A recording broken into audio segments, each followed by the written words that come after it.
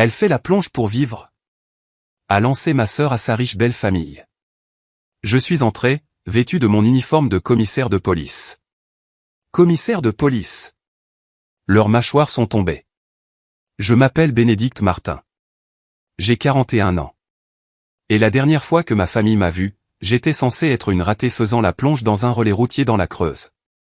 C'était il y a 3 ans, quand ma sœur aînée, Amélie, se tenait dans la cuisine de notre enfance, son doigt parfaitement manucuré pointant mes jeans usés et ma chemise de travail tachée d'huile.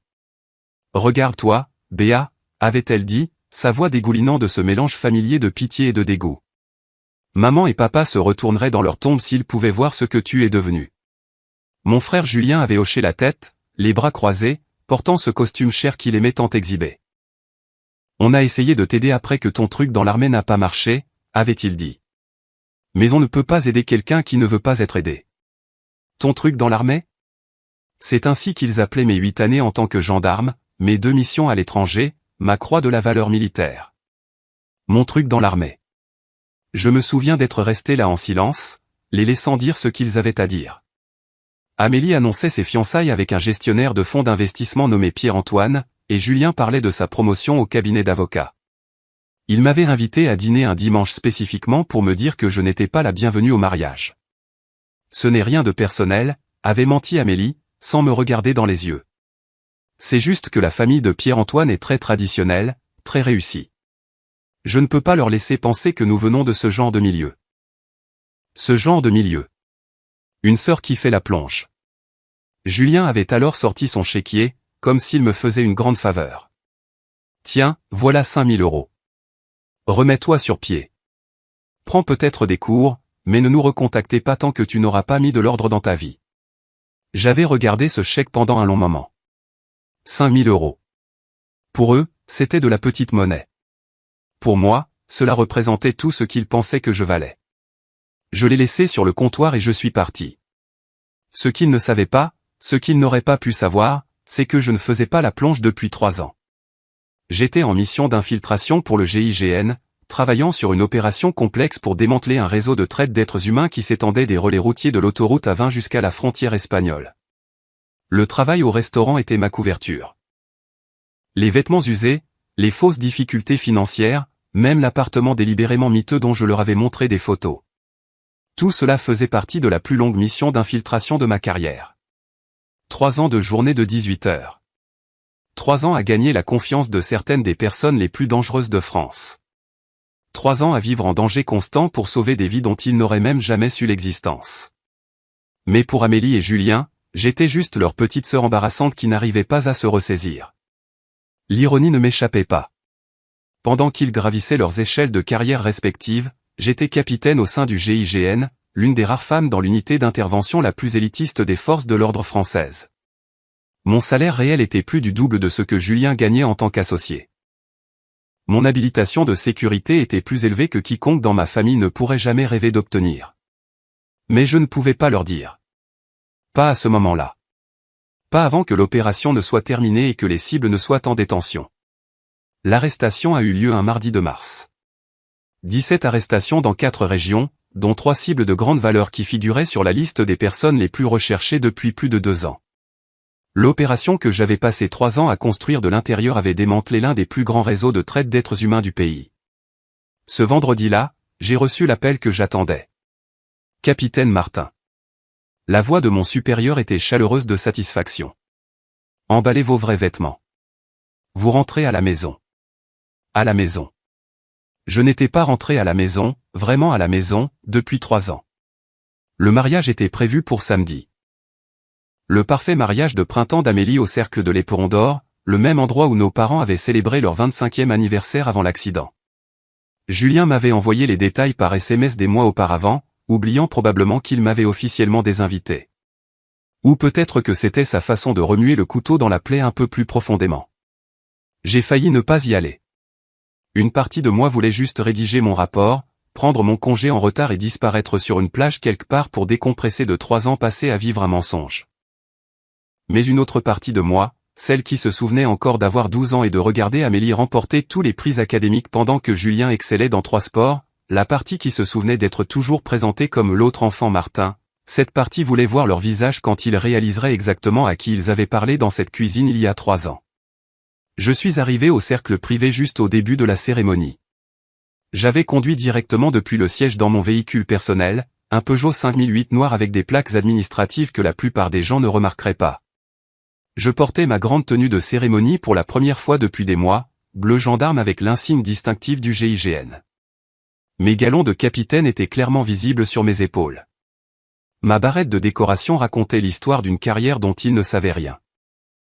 La croix de la valeur militaire était en haut, suivie de la médaille de la défense nationale et de la médaille de la reconnaissance de la nation de mes années dans la gendarmerie. J'aurais pu porter des vêtements civils. J'aurais pu entrer discrètement et m'asseoir au fond. Mais je voulais qu'il me voie vraiment. Pour la première fois de ma vie, je voulais que ma famille sache exactement qui j'étais. La sécurité au cercle était typique d'un lieu haut de gamme. Un gars à l'air ennuyé dans un costume bon marché vérifiait les invitations à la porte. Il a levé les yeux à mon approche et j'ai vu ses yeux prendre en compte mon uniforme, mon insigne, la façon dont je me tenais. « Bonjour, mon capitaine », a-t-il dit, s'écartant sans demander d'invitation. La cérémonie avait déjà commencé. Je pouvais voir Amélie dans sa robe blanche, radieuse et parfaite comme toujours, debout à côté d'un grand homme dans un smoking chair. Julien se tenait près de l'autel en tant que témoin, ayant tout l'air de l'avocat à succès dans son costume sur mesure. J'ai pris place dans la toute dernière rangée, derrière un groupe de parents de Pierre-Antoine qui chuchotaient entre eux sur le marché boursier et les maisons de vacances au Cap Ferret. Quelques personnes se sont retournées pour me regarder. Il est difficile de manquer un officier en grande tenue, mais la plupart étaient concentrés sur la cérémonie. L'ironie de tout cela m'a de nouveau frappé. J'étais là, regardant ma sœur épouser un homme riche et statutaire tout en portant l'uniforme d'une unité que la plupart des gens ne voient que dans les films. La même sœur qui m'avait dit que j'étais une honte pour la famille prononçait ses vœux à 10 mètres d'un officier du GIGN qui venait de passer 3 ans à arrêter certains des pires criminels de France. La cérémonie s'est terminée sans incident. Amélie et Pierre-Antoine se sont embrassés, la foule a applaudi, et tout le monde a commencé à se diriger vers la salle de réception. Je suis restée assise, regardant les dynamiques familiales que je connaissais si bien se dérouler devant moi. Amélie était dans son élément, acceptant gracieusement les félicitations de la famille et des amis aisés de Pierre-Antoine. Julien arpentait la salle comme le politicien qu'il avait toujours voulu être, créant des liens et citant des noms. Aucun d'eux ne m'a remarqué. Ce n'est que lorsque la réception battait son plein que le moment est venu. J'étais debout près du bar, sirotant un soda et regardant les festivités de la périphérie quand j'ai entendu la mère de Pierre-Antoine parler à un groupe de ses parents. « La famille d'Amélie est charmante », disait-elle. Bien que je comprenne qu'elle est une sœur qui a des difficultés. Un genre de travail dans la restauration, a mentionné Amélie. Très triste, vraiment. C'est regrettable, a répondu un homme plus âgé que j'ai reconnu comme étant l'oncle de Pierre-Antoine, une sorte de banquier d'affaires. Ces anciens militaires ont souvent du mal à s'adapter à la vie civile. C'est un vrai problème dans ce pays. Oh, la sœur n'était pas vraiment militaire, a corrigé la mère de Pierre-Antoine. Juste une sorte de travail de sécurité qui n'a pas marché. Amélie a été très discrète à ce sujet, on pouvait dire qu'elle était embarrassée. La fille travaille apparemment dans un restaurant quelque part, joignant à peine les deux bouts. J'ai senti cette chaleur familière monter dans ma poitrine. Le même sentiment que j'avais eu dans la cuisine il y a 3 ans. Mais cette fois, c'était différent. Cette fois, je n'étais pas en mission d'infiltration. Cette fois, je n'avais pas à rester silencieuse. « Excusez-moi », ai-je dit, entrant dans leur cercle de conversation. Je n'ai pas pu m'empêcher d'entendre que vous parliez de la sœur d'Amélie. La mère de Pierre-Antoine s'est tournée pour me regarder, prenant en compte mon uniforme avec une surprise évidente. « Oh, je suis désolé, mon capitaine. Êtes-vous ici à titre officiel ? » En fait, ai-je dit, en gardant ma voix calme et professionnelle, je suis la sœur d'Amélie. Le silence a été immédiat et complet. Les yeux de la mère de Pierre-Antoine se sont écarquillés alors qu'elle regardait à nouveau mon uniforme, le voyant vraiment cette fois, l'insigne, les galons, la barrette de décoration qui racontait l'histoire de près de 15 ans de service à mon pays. Je pense qu'il y a eu un malentendu sur ma carrière, ai-je continué. Je suis le capitaine Bénédicte Martin, du GIGN. J'ai passé les 3 dernières années à travailler en infiltration pour démanteler un réseau de traite d'êtres humains. Mardi dernier, nous avons arrêté 17 suspects et secouru 43 victimes, dont 12 enfants. L'oncle de Pierre-Antoine était devenu pâle. Vous êtes un officier du GIGN? Oui. Et avant cela, j'ai servi 8 ans dans la gendarmerie, y compris 2 déploiements en Afghanistan. Je suis titulaire de la Croix de la valeur militaire pour des actions sous le feu ennemi. La mère de Pierre-Antoine avait l'air d'aller être malade. Mais Amélie a dit. Amélie a dit ce qu'elle croyait être vrai, ai-je dit. Mon travail exige un certain niveau de discrétion, même de la part de la famille.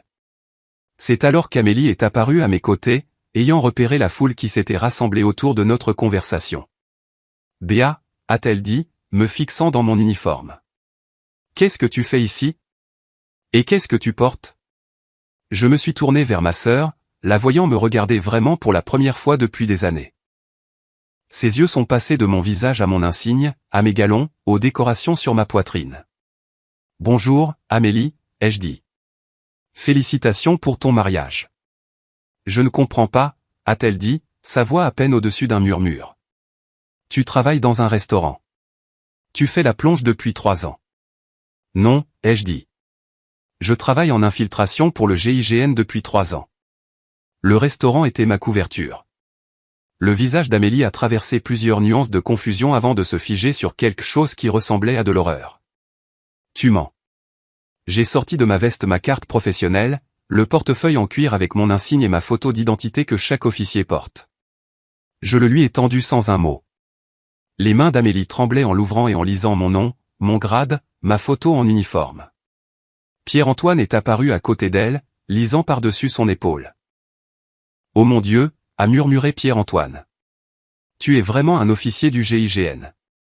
Oui, ai-je confirmé. Nous nous occupons des opérations à haut risque et des missions d'infiltration complexes. C'est alors que Julien a traversé la foule, ayant entendu l'agitation de l'autre côté de la salle de réception. Que se passe-t-il ici, a-t-il demandé, avant de s'arrêter net en me voyant. Béa, qu'est-ce que tu portes, bon sang? C'est ma grande tenue de cérémonie, ai-je dit. Julien, j'aimerais que tu rencontres le capitaine Bénédicte Martin. Tu te souviens peut-être d'elle comme de ta sœur qui fait la plonge. La bouche de Julien s'est ouverte et fermée comme un poisson hors de l'eau. Ses yeux ont pris en compte chaque détail de mon uniforme, du tissu parfaitement repassé à l'insigne brillant, aux décorations qui représentaient plus de courage et de sacrifice qu'il n'en avait jamais montré dans son confortable bureau. Mais, a-t-il dit finalement. Tu as été renvoyé de l'armée. Tu as eu des petits boulots au SMIC pendant des années. Je n'ai été renvoyé de rien, ai-je dit. J'ai terminé mon service avec les honneurs et j'ai été recruté directement par le GIGN. Mon salaire de départ en tant que jeune officier était plus élevé que ce que tu as gagné lors de tes 3 premières années au cabinet d'avocat. La foule autour de nous avait grandi. La famille de Pierre-Antoine, les amis d'Amélie, même certains membres du personnel du cercle s'étaient rassemblés pour regarder cette réunion de famille surréaliste se dérouler. Mais l'argent, a dit Julien faiblement. Tu avais besoin d'argent. Tu avais du mal à payer ton loyer. Mon loyer pour l'appartement de couverture était payé par l'État, ai-je dit. Ainsi que mon salaire, mes avantages et une prime de risque substantielle pour le danger lié à ma mission. Amélie pleurait maintenant, bien que je ne sois pas sûr si c'était par embarras, par soulagement ou autre chose. Pierre-Antoine se tenait à côté d'elle, le bras autour de ses épaules, l'air d'essayer de traiter tout ce qu'il entendait. Pourquoi ne nous l'as-tu pas dit? A demandé Amélie à travers ses larmes. Parce que je ne pouvais pas, ai-je dit. Parce que ma couverture devait être complète et convaincante, ce qui signifiait que même ma famille devait y croire. Et parce que... J'ai fait une pause, les regardant tous les deux, parce que vous avez très clairement montré que vous aviez honte de ce que vous pensiez que j'étais. Tu m'as désinvité de ton mariage, Amélie. Tu m'as offert de l'argent comme si j'étais un cas social, Julien. Vous m'avez dit de ne pas vous contacter tant que je n'aurais pas mis de l'ordre dans ma vie. La honte sur leur visage était palpable maintenant. Amélie ne pouvait pas croiser mon regard, et Julien fixait le sol. Je suis désolé, a murmuré Amélie. Béa, je suis tellement désolé. Je sais, ai-je dit. Et je le savais. Je pouvais voir sur son visage qu'elle le pensait, qu'elle était sincèrement horrifiée par la façon dont elle m'avait traité. La mère de Pierre-Antoine s'est alors avancée, l'air mortifié. Capitaine Martin, je vous dois d'énormes excuses. Les choses que j'ai dites sur vous.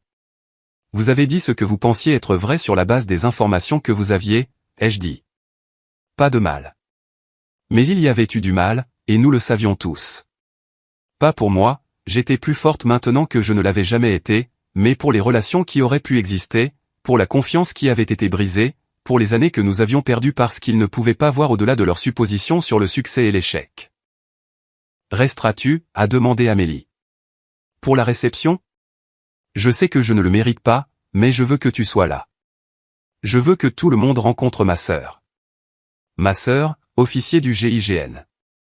Je l'ai regardée pendant un long moment, cette femme qui avait été à la fois mon modèle et ma plus grande critique.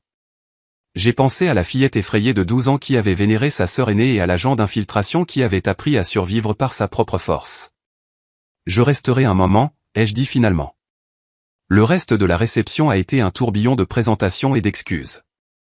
La famille de Pierre-Antoine n'aurait pas pu être plus gracieuse une fois qu'ils ont compris qui j'étais réellement. Son père, il s'est avéré, était un juge d'instruction qui avait travaillé avec le GIGN tout au long de sa carrière. Son oncle avait des questions sur mon temps en Afghanistan qui montraient un respect sincère pour mon service. Amélie n'a quasiment pas quitté mon côté pour le reste de la soirée, me présentant à tout le monde comme ma sœur, le capitaine Bénédicte Martin. Il y avait de la fierté dans sa voix maintenant, mais aussi une sorte de besoin désespéré de pardon que je n'étais pas sûr d'être prête à donner. Julien m'a trouvé vers la fin de la soirée, alors que la réception se terminait. Béa, a-t-il dit. Je dois m'excuser. Ce que j'ai dit il y a 3 ans, la façon dont je t'ai traité, c'était inexcusable. Oui, ai-je dit. Ça l'était. Il a hoché la tête, acceptant cela. Y a-t-il un moyen de recommencer à zéro? J'ai regardé mon frère, cet homme qui avait toujours semblé si confiant et réussi, se tenant maintenant devant moi avec une humilité que je n'avais jamais vue de sa part auparavant. Je ne sais pas, ai-je dit honnêtement. Je ne suis pas la même personne qu'il y a 3 ans, Julien.